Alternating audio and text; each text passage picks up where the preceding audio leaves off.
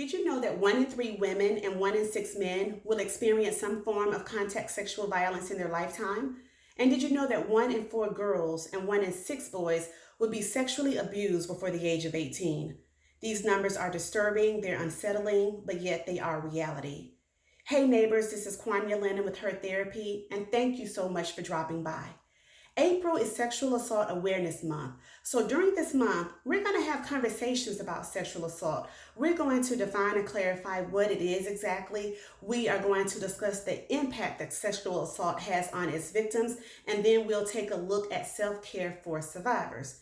Now, the topic of sexual assault can be confusing. There's so much information about there. There's victim blaming, victim shaming, and what exactly it is and isn't. I used to think that sexual assault was only rape and nothing more. But it is rape, but sexual assault is so much more. Now, to define it, sexual assault is any type of contact or behavior that occurs without the person's will or consent, including words or actions of a sexual nature. It can include manipulation, coercion, threats, or force.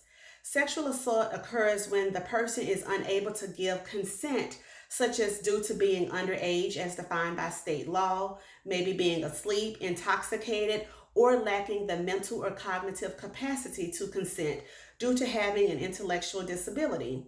Now, sexual assault can be broken into 2 categories. We have physical contact sexual assault and non-contact sexual assault.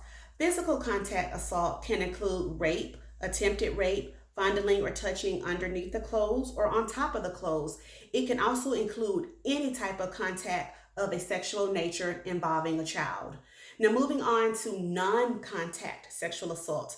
This is sexual harassment. It is sexting, which is sending nude pictures or videos of a sexual nature via text messaging. It's recording someone engaging in sexual activities without that person's awareness or their permission.